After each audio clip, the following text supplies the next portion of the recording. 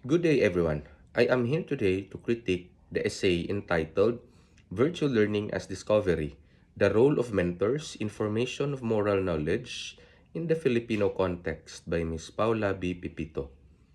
It addresses the question on the role of mentors in the formation of morals. In answer, the author claims that the transmission of virtue is a timeless concern in moral education. The virtue of pakikipagkapwa serves as a foundational moral framework that shapes how individuals perceive and engage with others.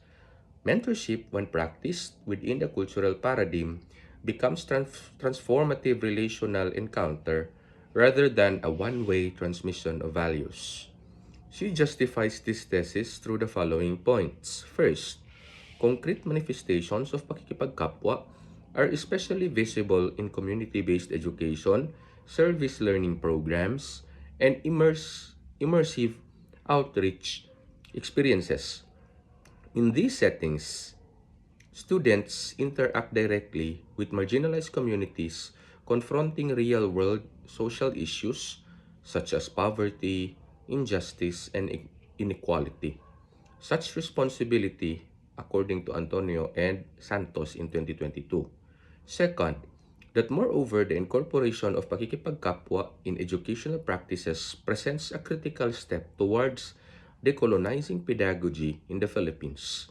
And third, that however, embedding these values meaningfully in schools and institutions requires structural commitment and reform. Mentorship should not be treated as an incidental or informal practice, but as a deliberate and valued component of education. As mentioned in the first part, the researcher's essay focuses on the role of mentors entities. It approaches the topic by using historical or conceptual analysis.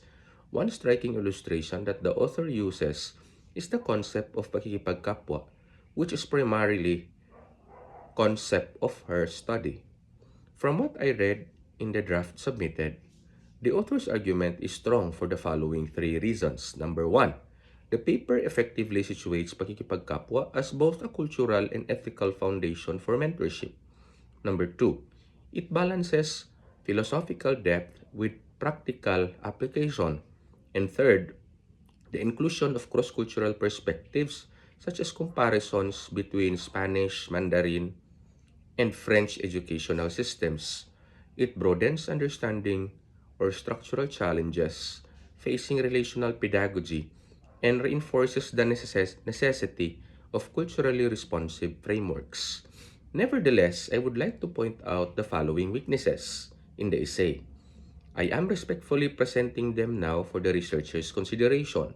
For one, the author must strengthen the framework's adaptability and inclusiveness.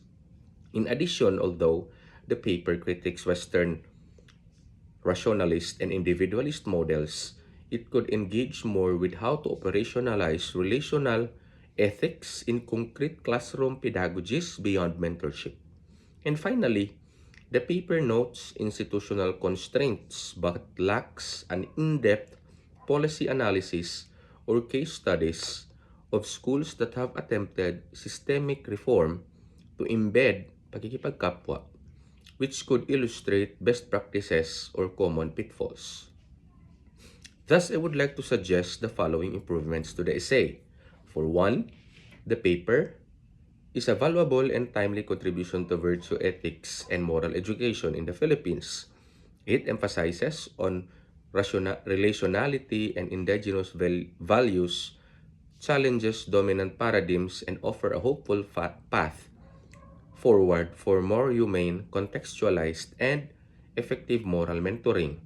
Moreover, future work should deepen engagement with diversity with Filipino cultures, provide more concrete pedagogical frameworks, and explore systemic implementation to fully realize the transformative potential of pakikipagkapwa in education. Allow me to end by congratulating the researcher, Ms. Paula B. Pipito, for a job well done.